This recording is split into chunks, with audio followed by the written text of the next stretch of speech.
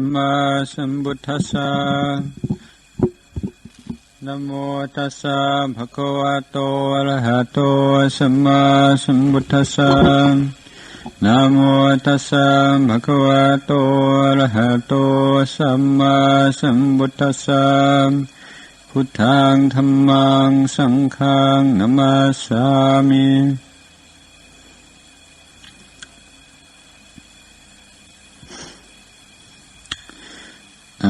This evening, I thought I'd read from a book that's just arrived. It's the translation of a talk by Ajahn Chah called Gunje Pavana, which is one of his most well-known Dhamma desanas. The translation is The Key to Liberation. This was the work of Ajahn Kalyana. Just to give you a little bit of background about this, because it's somewhat unusual in that this is not actually the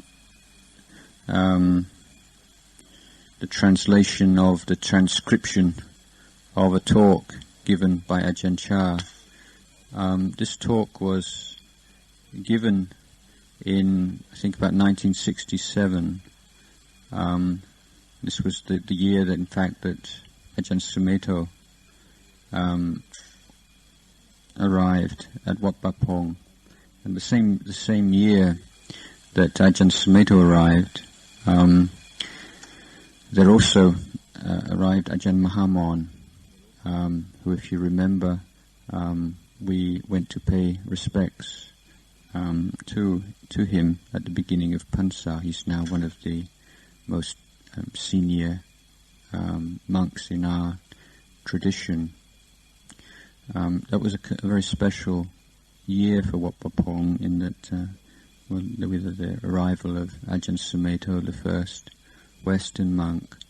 But Ajahn Mahamon's arrival also caused quite a stir, because he was very well known in Pariyatti circles, in the study circles in Ubon, and was well known as a teacher of the academic study of Buddhism, and he was the first, what we call study monk, a well-known, reputed study monk, to come and practice at Wat Pa Pong, and I think it caused quite a stir in Ubon and in the big monasteries in the cities when it became known that he'd decided to give up his teaching career and to become a disciple of Ajahn Chah. So there are a number of references, particularly at the beginning of the talk and peppered throughout the talk, to the inadequacy of scriptural study without practice. These remarks were aimed directly at Ajahn Mahamon. This was, of course, in the years before, as far as I know, before there were any tape recordings, or there was actually one man who had a reel-to-reel tape. But this talk was given in Lao language, and Ajahn Mahamon, I don't quite know how he did it, but he made notes and worked it up into this talk. So this is not actually sort of, you could say, pure Ajahn Chah, but it's Ajahn Chah translated into Thai as remembered by Ajahn Mahamon, and then further translated into English. But having said that, I think that there's nothing there that seems to me to be to any way deviate from Ajahn Chah's teachings. In fact, it seems to within this one talk to express many of the salient points of his teaching style and the teachings which he stressed most often in his teaching.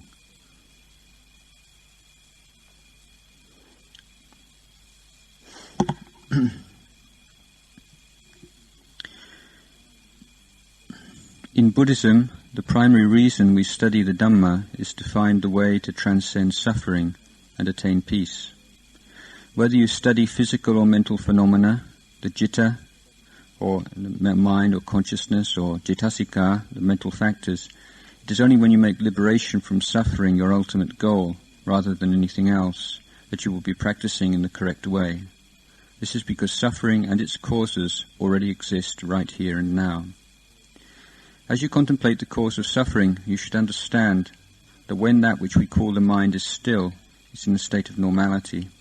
As soon as it moves, it becomes sankhara, that which is fashioned or concocted.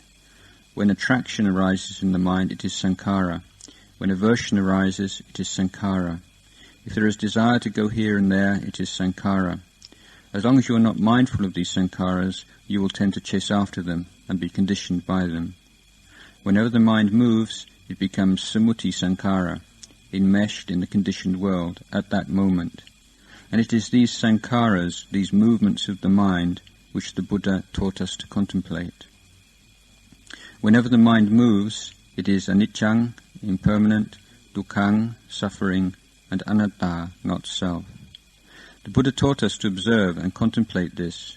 He taught us to contemplate sankharas which conditioned the mind. Contemplate them in light of the teaching of paticca samuppada. There is avijja, ignorance, conditions, sankhara, avijja conditions sankhara, or karmic formations. Sankhara conditions vijñāna, or consciousness. Vijñāna conditions nama, mentality, and rupa, materiality, and so on.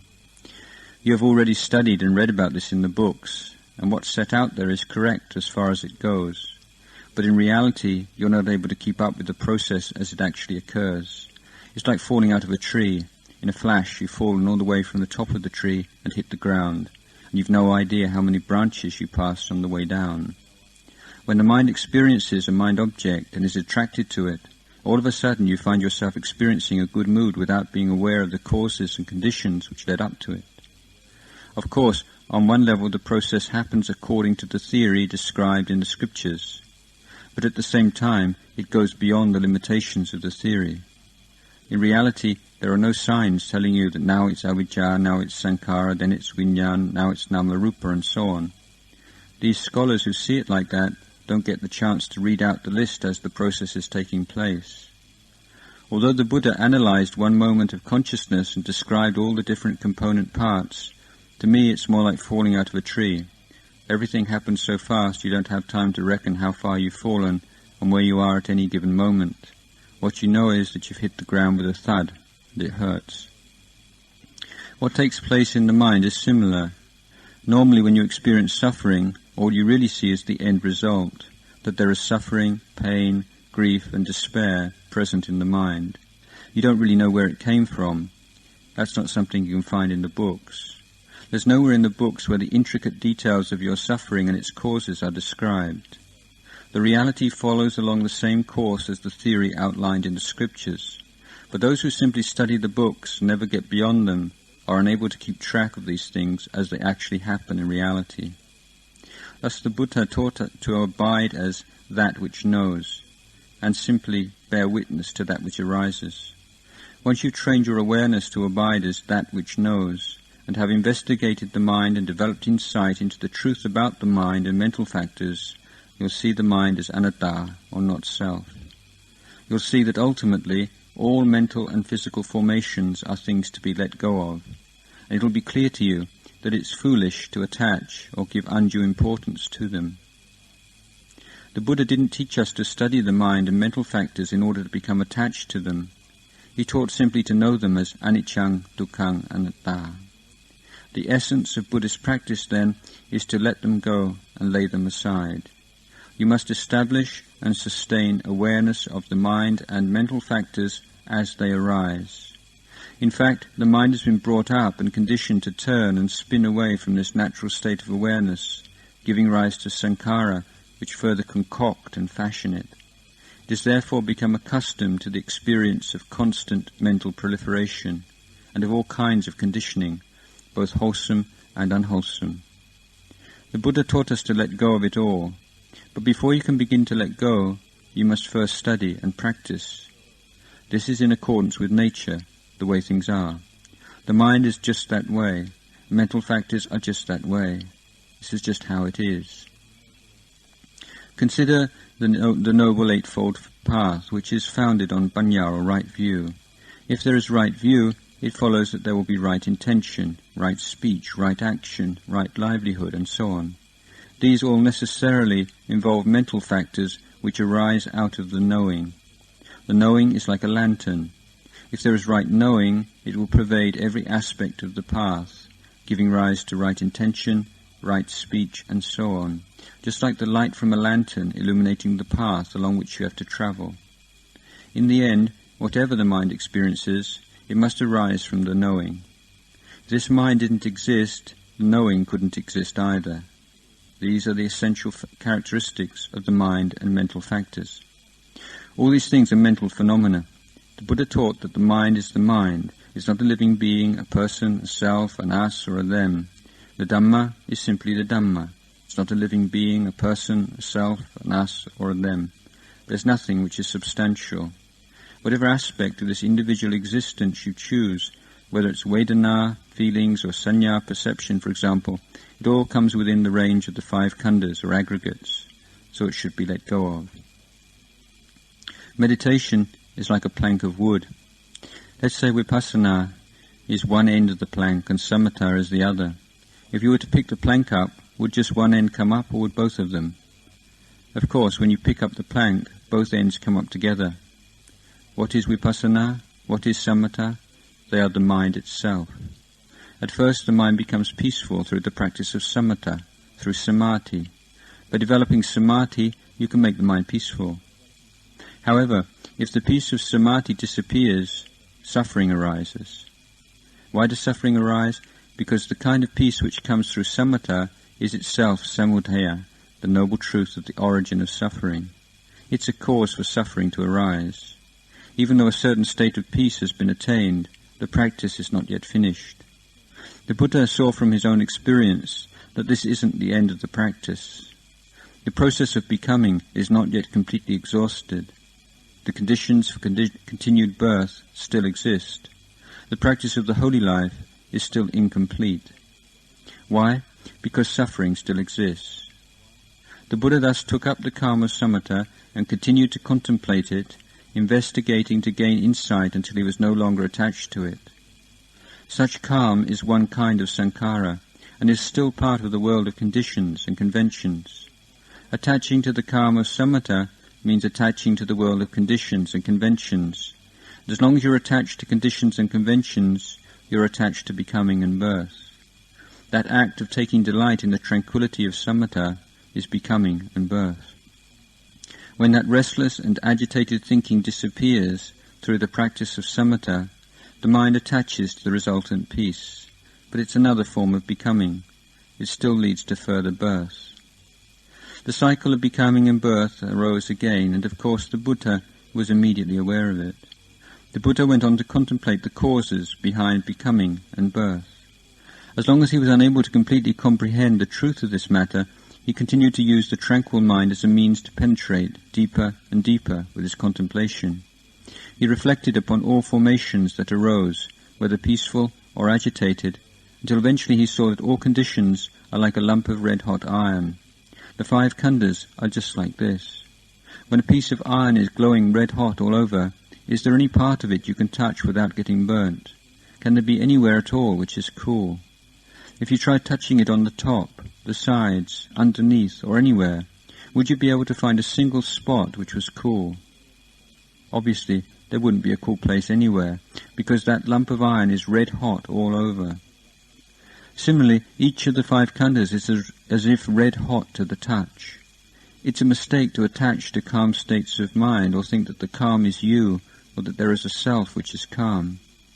If you presume that the calm is you, or that there is someone who is calm, this only reinforces the idea that there's a solid entity, a self or atta. But this sense of self is just conventional reality. If you attach to the thought, I'm peaceful, I'm agitated, I'm good, I'm bad, I'm happy, or I'm suffering. It means you are caught in more becoming and birth. It's more suffering. When happiness disappears, it changes to suffering. If the suffering disappears, it becomes happiness.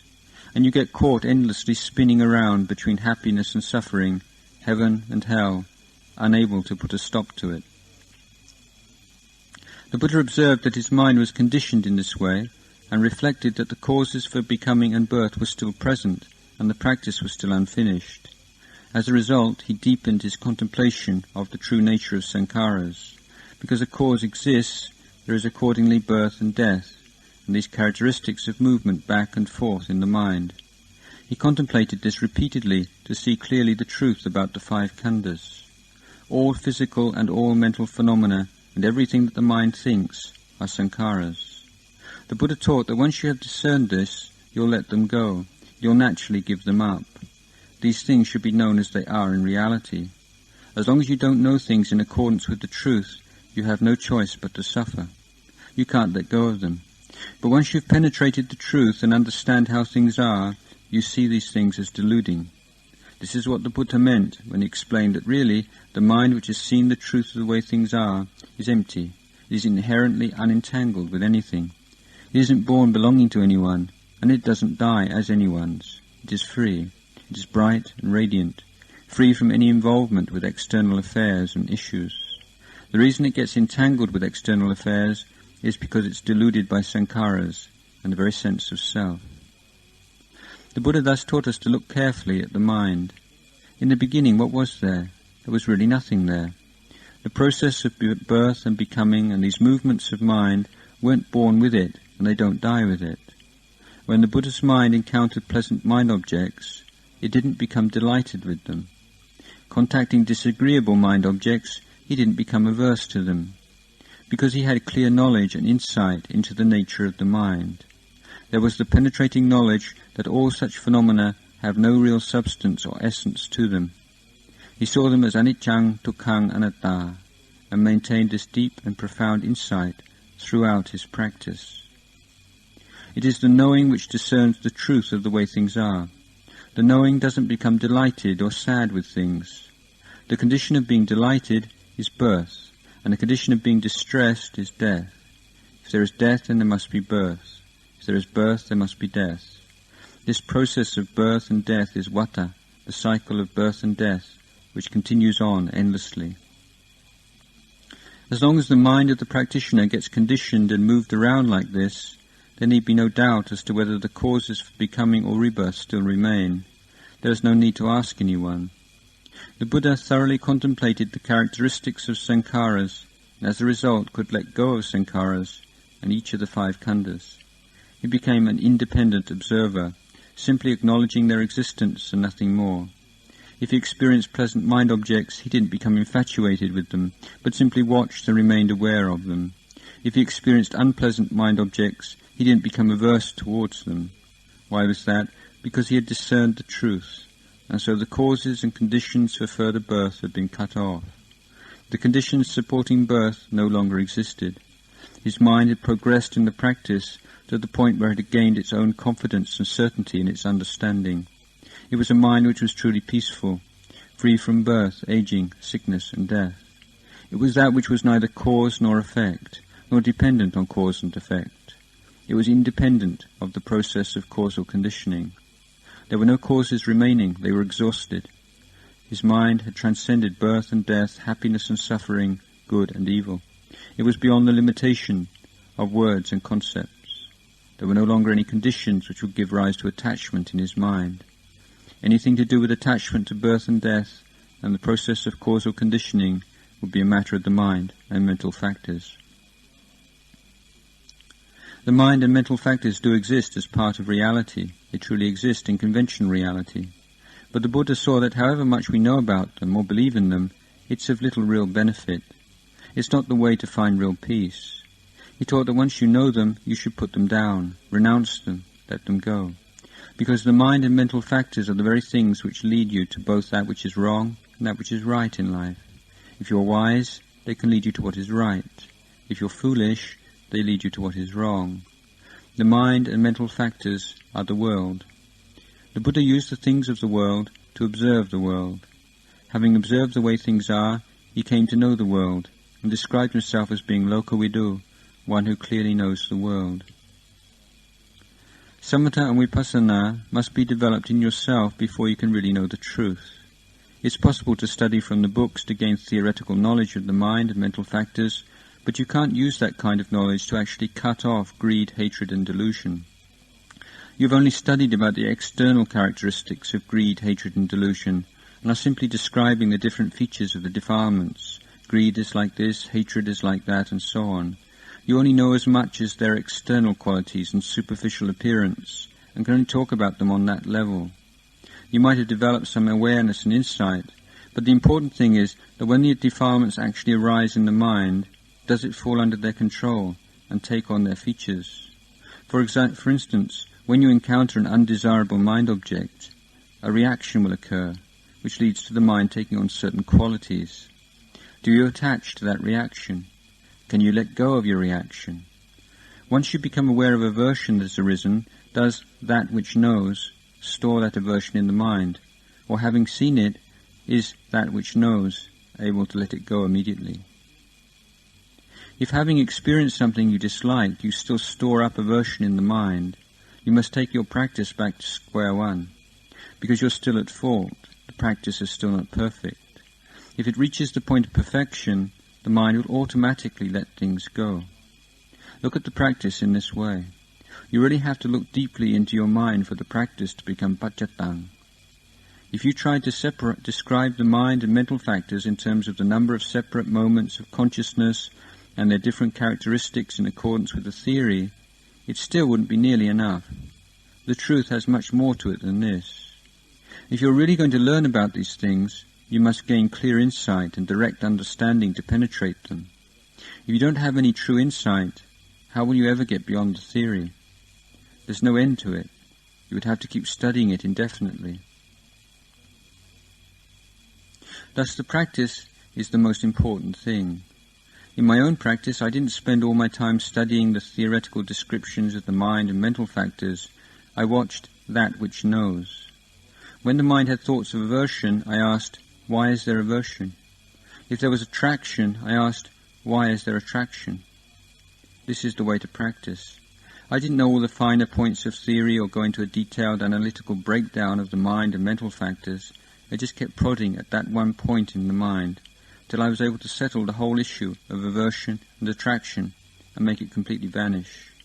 Whatever happened, if I could bring my mind to the point where it stopped liking and disliking, it had gone beyond suffering. It reached the point where it could remain at ease, whatever it was experiencing. There was no craving or attachment. It had stopped. This is what you're aiming for in the practice.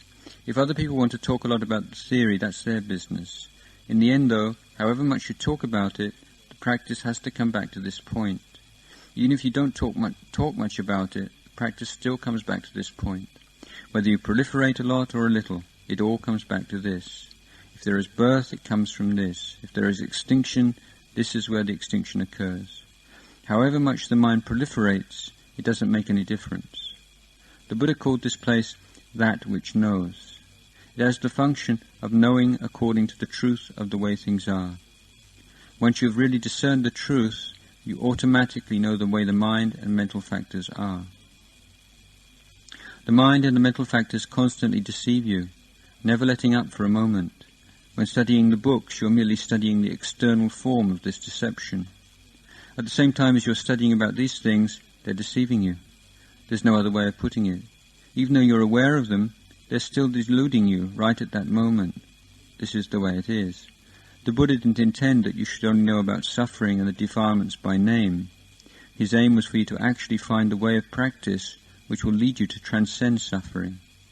He taught to investigate and find the cause of suffering from the most basic to the most refined level. As for myself, I have been able to practice without a great amount of theoretical knowledge. It is enough to know that the path begins with sila, or moral restraint. Sila is that which is beautiful in the beginning. Samadhi is that which is beautiful in the middle. Panya, or wisdom, is that which is beautiful in the end. As you deepen your practice and contemplation of these three aspects, they merge and become one thing. Although you can still see them, as three separate parts of the practice.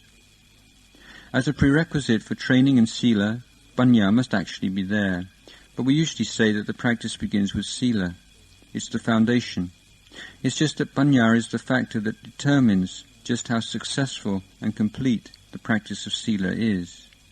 You need to contemplate your speech and actions and investigate the process of cause and effect. It's all a function of panya. You have to depend on panya before sila can be established. According to the theory, we say that it's sila, samadhi, and then panya. But I reflected on this and found that panya underlies all the other aspects of the practice. You need to fully understand the effects of your speech and actions on the mind, and how it is that they can bring about harmful results. Through reasoned reflection, you use panya to guide, control, and thereby purify your actions and speech. If you know the different characteristics of your actions and speech which are conditioned by both wholesome and unwholesome mental states, you can see the place of practice. You see that if you're going to cultivate sila, it involves giving up evil and doing good, giving up that which is wrong and doing that which is right. Once the mind has given up doing wrong and has cultivated doing what is right, it will automatically turn inwards to focus upon itself and become firm and steady. When it's free from doubt and uncertainty about speech and actions, the mind will be steadfast and unwavering, providing the basis for becoming firmly concentrated in samadhi. This firm concentration forms the second and more powerful source of energy in the practice, allowing you to more fully contemplate the sights, sounds, and other sense objects which you experience. Once the mind is established with firm and unwavering calm and mindfulness, you can engage in the sustained contemplation of form, feeling, perception, thought, and consciousness, and with the sights, sounds, smells, tastes, tactile sensations, and mind objects, and see that all of these are constantly arising. As a result, you will gain insight into the truth of these phenomena and how they arise according to their own nature. When there is continuous awareness, it will be the cause for panya to arise. Once there is clear knowledge in accordance with the true nature of the way things are, your old sanya and sense of self will gradually be uprooted from its former conditioning and will be transformed into panya. Ultimately, sila, samadhi, and panya will merge in the practice as one lasting and unified whole. As panya strengthens, it acts to develop samadhi, which becomes steadier and more unshakable. The firmer samadhi becomes, the more resolute and complete sila becomes. As sila is perfected, it nurtures samadhi, and the strengthening of samadhi leads to a maturing of panya. These three aspects of the practice are pretty much inseparable. They overlap so much. Growing together, they combine to form what the Buddha called magga, the path. When sila, samadhi, and panya reach their peak, magga has enough power to destroy the kilesas. Whether it be greed, hatred, or delusion which arises, it is only the strength of magga which is capable of destroying it. The Four Noble Truths taught by the Buddha as a framework for practice are dukkha, suffering, samudaya, the cause of suffering, nirodha, the end of suffering, and magga, the path leading to the end of suffering. They consist of sila, samadhi, and panya, modes of training which exist in the mind. Although I say these three words, sila, samadhi, and panya, out loud, they don't exist externally. They're rooted in the mind itself. It is the nature of sila, samadhi, and panya to be at work continuously, maturing all the time. If magga is strong in the mind, whatever objects are experienced, whether they are forms, sounds, smells, tastes, tactile sensations, or thoughts, it will be in control. If magga is weak, the kilesa can take control. If magga is strong, it will destroy the kilesa. When it's weak and the kilesa are strong, magga will be destroyed. The kilesa can destroy your very heart. If mindfulness isn't fast enough, as forms, feelings, perceptions, and thoughts arise in consciousness, they can destroy you. Magga and kilesa thus proceed side by side. The place where you put effort into the practice is the heart. You have to keep sparring with the kilesa every step of the way. It's as if there are two separate people arguing inside your mind, but it's just magga and the kilesa struggling with each other. Magga functions to control the mind and fosters your ability to contemplate the Dhamma. As long as you're able to contemplate, the kilesa will be losing the battle. But if at any time your practice weakens and the kilesa regain their strength, magga will disappear and the kilesa will take its place. Necessarily, the two sides continue their struggle like this until eventually there is a winner and the whole affair is settled. If you center your efforts on developing Magga, it will continue to destroy the defilements. Ultimately, dukkha, samudaya, nirodha and Magga will come to exist in your heart. That's when you have really practiced with and penetrated the Four Noble Truths. Whatever suffering arises, in whatever form, it must have a cause. That is samudaya, the second noble truth. What is the cause? The cause is that your practice of sila, samadhi and panya is weak.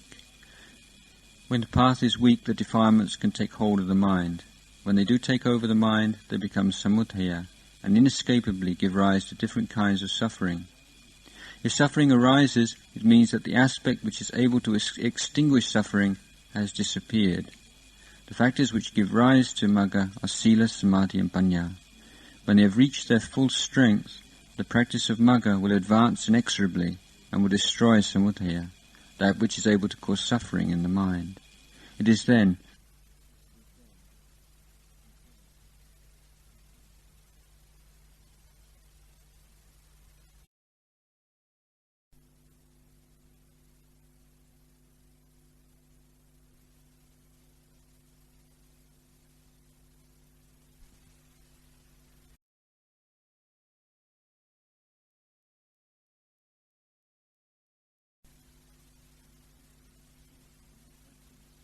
as the practice of sila, samadhi and panya has reached its highest level, which means that Magga has reached the point where its progress has become unstoppable. I say that if you can practice like this, it will no longer matter where you've got to in studying the theoretical knowledge of the mind and mental factors, because in the end everything unifies in this one place. If the mind has transcended conceptual knowledge, it will be very confident and certain in the practice, having gone beyond all doubt. Even if it starts to wander off, you won't have to chase it very far to bring it back onto the path. What are leaves of the mango tree like? It's enough just to pick one leaf and look at it to know. Even if you look at 10,000 leaves, you won't see much more than you do looking at one. Essentially, they're all the same. By looking at one leaf, you can know all mango leaves. If you can look at the trunk of the mango tree, you only have to look at the trunk of one tree to know them all. All the other mango tree trunks are the same. Even if there were 100,000 of them, I would just have to look at one to really see them all. The Buddha taught to practice Dhamma in this way. Sila, Samadhi and Panya are what the Buddha called Magga. But Magga is still not the heart of the Buddha's teaching. It's not an end in itself. It wasn't really what the Buddha wanted, just by itself. But it is the way which leads inwards. It would be like travelling from Bangkok to this monastery, Wat Pa Pong. What you want is to reach the monastery. You don't actually want the road or the tarmac itself, but you'd need to use the road for the journey to the monastery. The road and the monastery are not the same thing. The road is simply the way to the monastery, but you have to follow the road if you want to reach the monastery. You could say that neither Sila, Samadhi nor Panya form the heart of Buddhism, but they do form the pathway by which the heart of Buddhism can be reached. Once you have practiced with Sila, Samadhi and Panya to the highest level, peace arises as a result. This is the ultimate aim of the practice. Once the mind is calm, even if you hear a sound, it doesn't disturb it. Having attained such calm, you no longer create anything in the mind. The Buddha taught letting go. So whatever you experience, you don't have to fear or worry. The practice reaches the point where it is truly paccattang, and because you have direct insight, you no longer simply have to believe what other people say. Buddhism is not founded on anything strange or unusual. It doesn't depend on different kinds of miraculous displays of psychic powers or superhuman abilities. The Buddha did not praise or encourage those things. Such powers might exist, and with your practice of meditation, it might be possible to develop them. But the Buddha didn't praise or encourage them because they are potentially deluding. The only person he did praise were those beings who were able to free themselves from suffering. To do this, they had to depend on the practice. Our tools, which are dana or generosity, sila, samadhi and panya, these are what we have to train with. These things form the way which leads inwards. But in order to reach the final destination, there must first be panya, to ensure the development of Magga. Magga, the Eightfold Noble Path, means Sila, Samadhi and Panya. It cannot grow if the mind is covered with kilesa. If Magga is strong, it can destroy the kilesa. If the kilesa are strong, they destroy Magga. The practice simply involves these two things battling it out until the end of the path is reached. They have to struggle continuously, not ceasing, until the goal is reached. The tools and supports of the practice are things which involve hardship and difficulty. We must depend on patience and endurance, restraint and frugality. We must do the practice for ourselves, so that it arises from within and really transforms our own minds.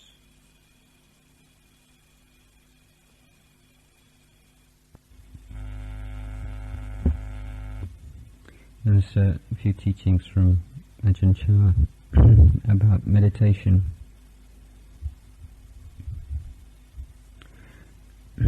Suppose that your mind exists within a crystal dome that allows some sense objects to enter but provides fixed limits. The mind doesn't run after mental states. It has a certain anchor.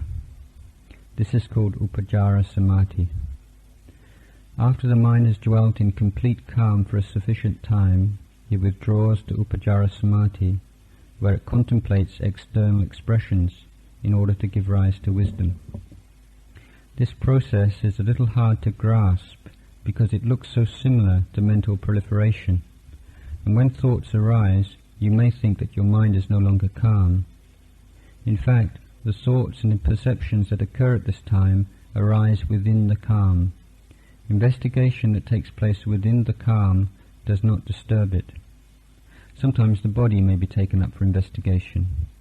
That doesn't mean you start thinking or speculating.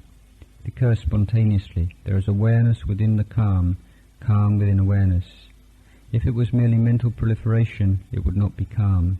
It would be disturbing. This isn't proliferation. It is a feeling arising from calm, and it is called investigation. Wisdom arises right here. It's a question. Would it be right to say that momentary samadhi or khanika samadhi is sufficient, that it's not necessary to go any further? Well, that's not completely wrong. What I mean is that you have to walk all the way to Bangkok until you know what Bangkok is like. Don't just go as far as Korat. Even if you're going to go and live in Korat, go on to Bangkok. Then you'll see just how developed Korat is.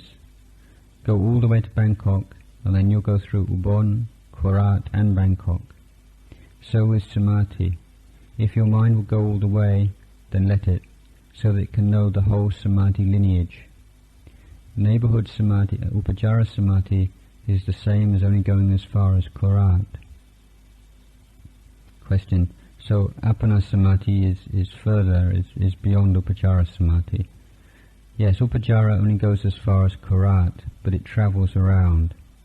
Khanika Samadhi runs in. Upajjhara doesn't run in, it walks to and fro. At the moment when the mind is thinking, but within the peace. Sometimes while it's thinking, it stops at one point and enters into Appana Samadhi. At that moment it abandons Khanika and Upajjhara, it abandons everything and goes way inside where it's freed from all things. But it is the result of momentary and access concentration. You have to pass through them first, otherwise you won't reach right way over there. Question. How do you know which level you've reached? Whatever level it is, it's enough to have the clear awareness in your mind that the mind is calm. Let it see clearly that the mind is truly stopped. Are you firmly confident that your mind is clear and radiant? You have to be your own guarantor. With just this much, you don't have to worry about whether it's Appana or Khanika or whatever. Don't bother with all of that. It's a waste of time. It's better just to take your mind, your own truth. As long as you're unable to do something, then you have to keep at it. As long as you don't yet see, then you have to keep training yourself.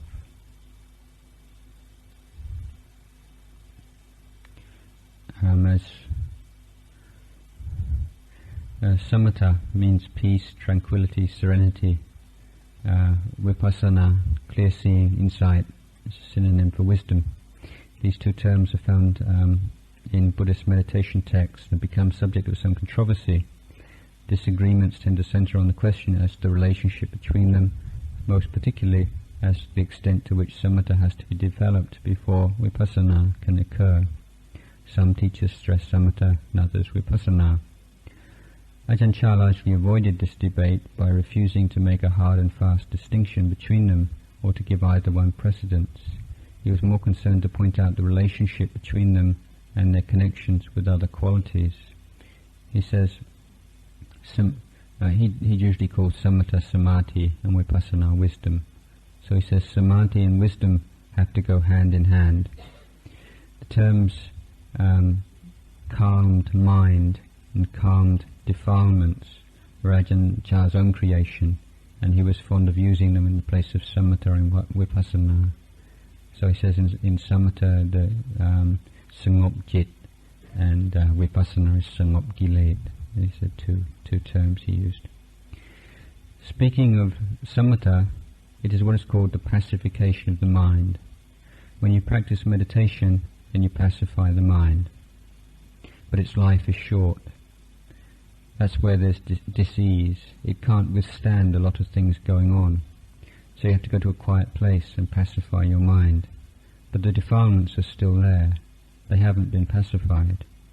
This is where the distinction can be made. The pacification of the mind and the pacification of defilements are two different things. With the peace of mind, when you don't hear any raucous sounds, the mind can become peaceful easily. But if there's some kind of threat, then it can't. There's something still there. You can't let go. You can't put it down. So there's a convention of samatha and vipassana. If you want to treat them separately, you can. But if you treat them together, or look at them together, then they're inseparable. They're connected. A layperson once came and asked me if these days I taught people to practice samatha or vipassana. I said, I don't know. They're trained together. If you answer in terms of what actually happens in the mind, then you have to answer like that. Develop them simultaneously, because they're synonyms. If you develop concentration, but lack wisdom, it won't last long. Wisdom is the movement of samadhi. It's like the phrase, still flowing water. Samatha and vipassana of someone with right practice must be in harmony and concord and flow like a stream of water. The mind of the practitioner is like still flowing water. If you compare it with Dhamma, then samadhi is the peace that in the samadhi where the peace incorporates wisdom, it has sila, samadhi and panya. Wherever you sit, it is still, and yet it flows. It is still flowing water. There is samadhi and panya, samatha and vipassana.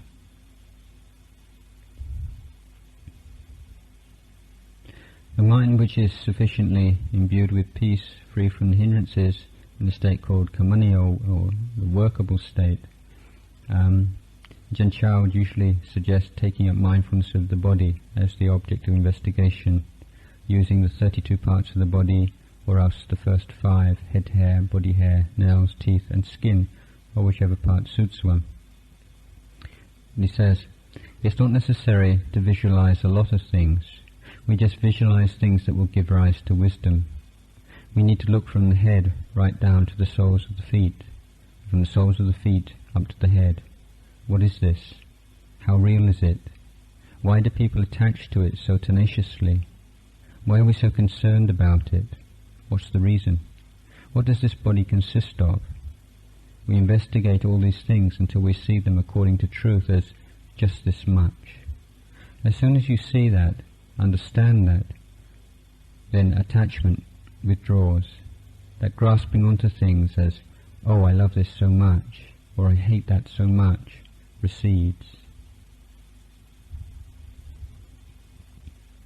No matter how much calm, samadhi, his disciples had developed in their meditation, Ajahn Chah still taught them to hold on to mindfulness and self-awareness within that peace as the most important virtue to be cultivated.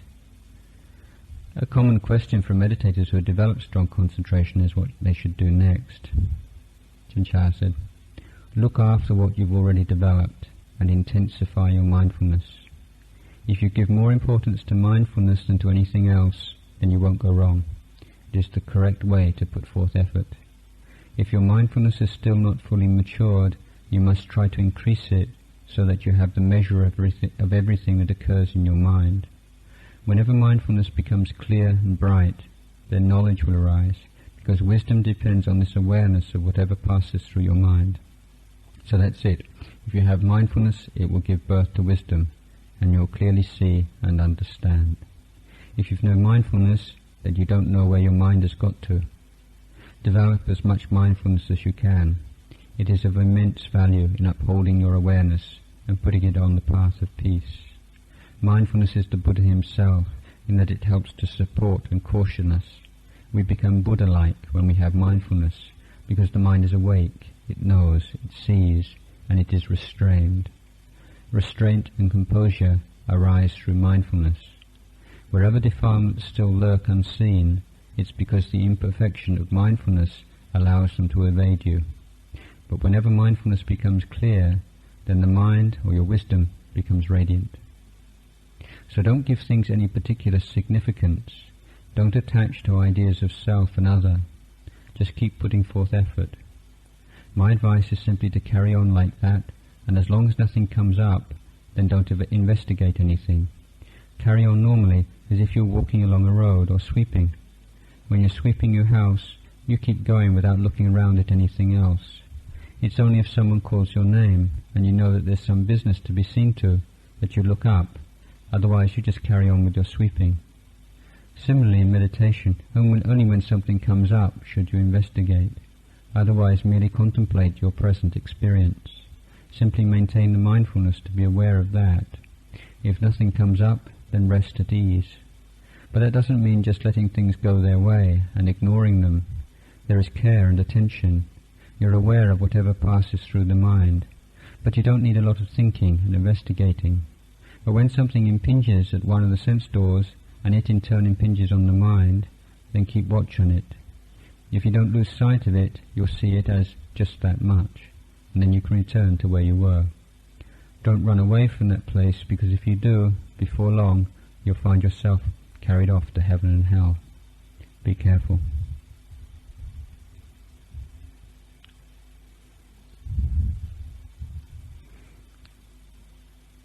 There's some more teachings on answering questions on the difference between thinking and investigation.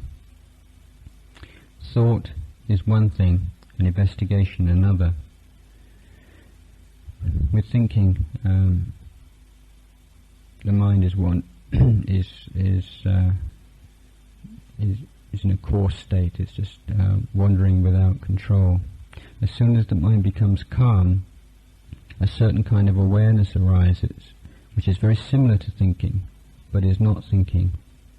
It is a weak form of wisdom that arises from the calm, in which ordinary thinking has already been filtered out. If you don't know it for what it is, it will turn into conceptual thought. If you know it for what it is, it will turn into wisdom.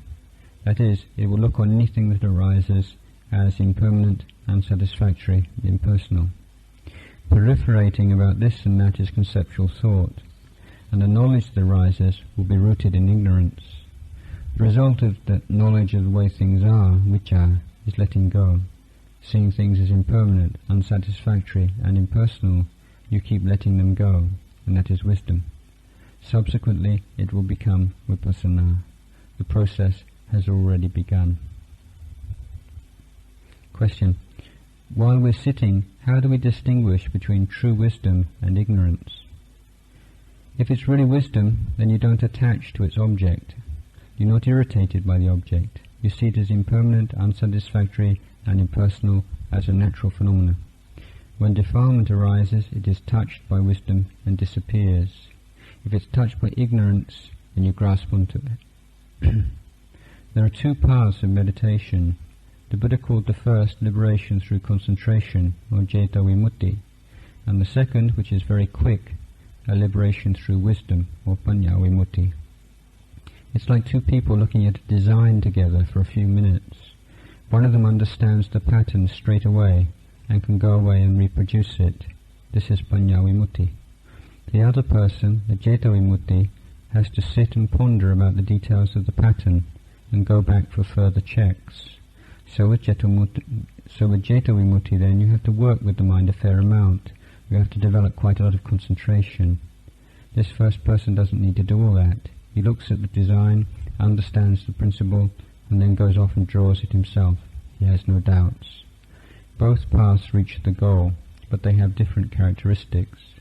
Panya Vimutti is constantly surrounded by mindfulness and clear comprehension. When anything emerges in the mind, then it knows it and can let it go with ease.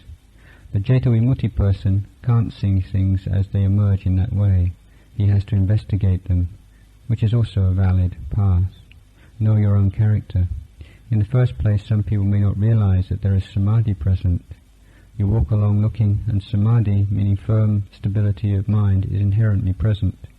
For someone with wisdom, it's not difficult. He just develops enough samadhi to create a foundation. It's like students reaching grade 12 at school. Now they can choose which subject they want to specialize in. Whoever wants to go on to study agriculture does that, and so on. It's the point of separation. Samadhi is the same. It reaches its destination in the same way. On another occasion, Ajahn Chah talking about vipassana, it is this discernment which emerges from the calm that is called wisdom, or clear seeing, vipassana. And simply be aware of the good as good and the bad as bad. Good and bad are conventional terms, and they are impermanent, unsatisfactory, and not self. They are subject to change, and not to be attached to. If you can keep recognizing sense objects as impermanent, unsatisfactory, and not self, then wisdom will naturally arise. Throw everything into those three pits. It is the essence of vipassana. Whatever it is, good or bad, throw it into the pits of anicca, dukkha, and anatta. Before long, knowledge and vision, a weak form of wisdom, will arise regarding the three characteristics. That's what meditation is about. Try to keep doing this. Know the truth in order to abandon, to withdraw, for peace. When your ear hears a sound, watch your mind. Is it disturbed? Is it irritated? This much you know. You hear, but you're not irritated. Let's take what's close up, rather than what's far away, because you can't get away from that sound by any other means than this, by training the mind to be firm in this knowing, and by putting things down. You still hear the things that you have put down. It's not that you have to force a disjunction. Through the abandonment, the putting down of attachment, the mind and its object become automatically disjoined. Even if you wanted the mind to follow after the sound, it wouldn't. When you perceive forms, sounds, odours, flavours in their true light, you see them all without exception clearly in your mind as displaying the three characteristics of impermanence, unsatisfactoriness, and not self. When you hear something and experience it in your mind as the universal characteristics, then whenever sense objects impinge on your mind, and you hear as if you didn't hear. It's not that your mind has no work to do. It is closely and protecting each other all of the time. If you take your mind to this point, wherever you walk, the mind will be researching. This is the enlightenment factor called investigation of Dhamma. It rolls along, and you talk with yourself. You resolve and release the feelings, perceptions, sankharas and consciousness. Nothing can get close to the mind. It has its work to do. This is a matter of the spontaneity of the mind. It's not something that you can contrive.